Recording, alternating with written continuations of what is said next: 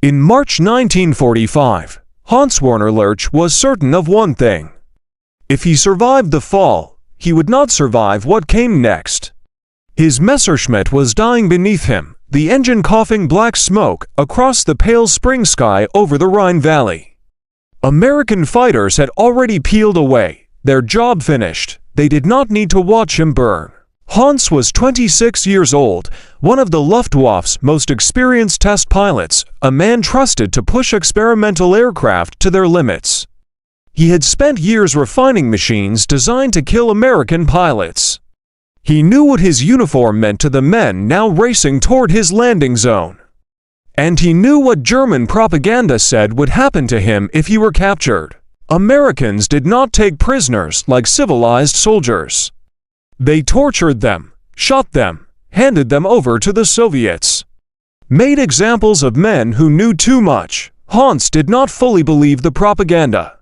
But he had seen what happened to downed-allied pilots in Germany. He knew that war stripped away rules faster than it stripped away metal. Why would the Americans be different? The altimeter unwound fast, 1,000 feet. The cockpit stank of oil and burned wiring. His shoulder throbbed, shrapnel embedded deep, blood soaking through his flight suit. He thought of his wife, Hildegard, and their small daughter. He wondered if they would ever know what happened to him. 500 feet, he pulled the canopy release. The wind tore at his face, ice-cold and violent. He threw himself clear just as the Messerschmitt slammed into a farmer's field below, erupting in earth and flame. The parachute snapped open. Hans drifted downward into enemy territory, wounded, helpless, and certain he was about to die. He could already see them.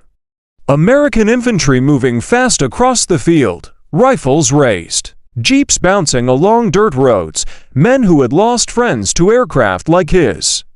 This was the moment German pilots feared more than death. Hans hit the ground hard. Pain exploded through his shoulder, white and blinding. He collapsed into the mud, gasping, tasting blood and dirt.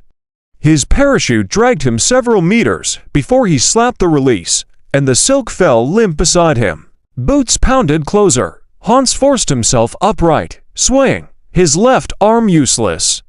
Blood dripped from his fingertips onto the grass. He raised his right hand, the universal sign of surrender.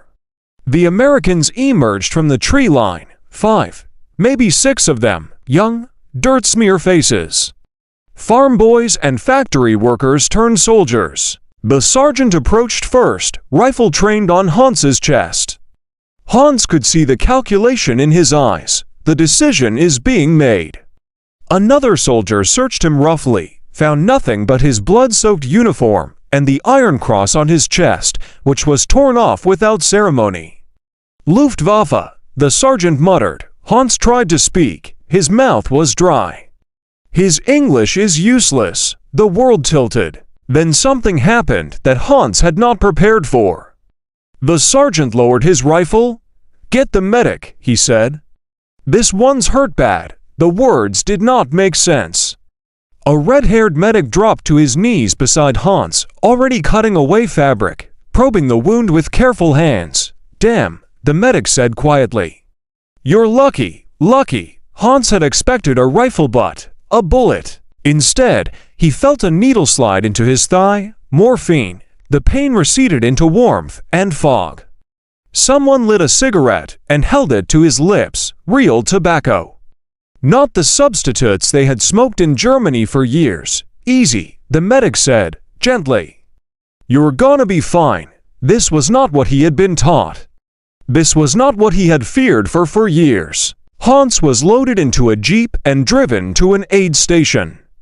He drifted in and out of consciousness, catching fragments of English, feeling water pressed to his lips, and his hands steadying him when he coughed. No one shouted. No one hit him. He woke in a bed. Clean sheets, soap, sunlight through glass. American swing music played somewhere nearby. Other wounded men lay in neighboring beds. American, German, side by side. A nurse greeted him in careful German. "You are safe here, Captain Lurch." "Safe?" Hans did not understand. Over the next few days, the confusion deepened. He received the same food as American wounded. Hot meals, coffee, chocolate. When he said he was still hungry, they brought more.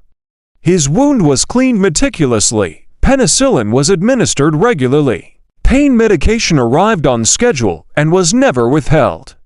No one demanded information. No one threatened him.